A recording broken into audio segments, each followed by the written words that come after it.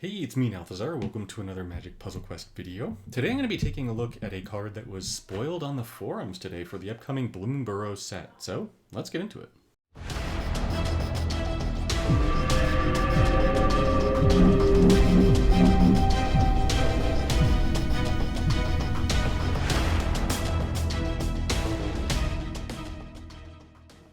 The first card for the new set, Bloomburrow, got spoiled today on the forums, which is pretty exciting. That means that spoiler season is kicking into motion. And so just in case any of you guys didn't see this on the forums, I figured I'd make a quick video about it. So are you ever wondering what 15 squirrels are capable of?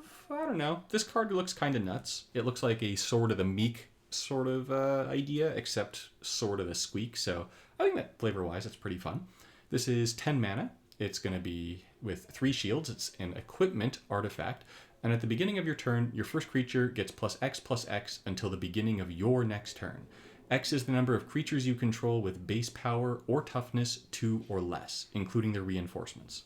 Then, when a creature enters the battlefield under your control, that creature gets +2/+1 permanently and gains the squirrel subtype.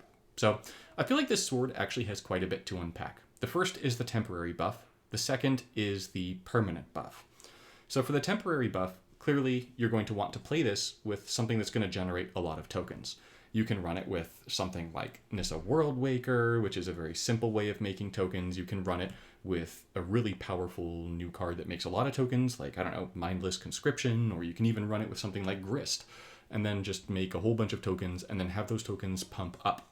Furthermore, because the temporary buff is at the beginning of your turn, you could run something that's going to increase the base power of your creatures until end of turn, and then you'll still wind up getting the power buff from Sword of the Squeak, and then you'll also wind up increasing the base power, which would also likely increase the power, given that, this is base power or toughness of 2 or less. So you can do some really, really cool stuff with that as well.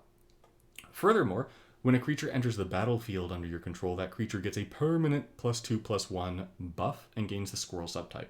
The squirrel subtype is irrelevant, but the permanent +2/+1 buff is actually going to be pretty substantial, especially if you're running something that's going to generate a lot of tokens. Because let's say you make 10 tokens, those 10 tokens are going to come down, but they're going to get +20/+10 permanently. And that's quite a lot of power that you can add to your tokens. This card is colorless, so you can throw it into any deck.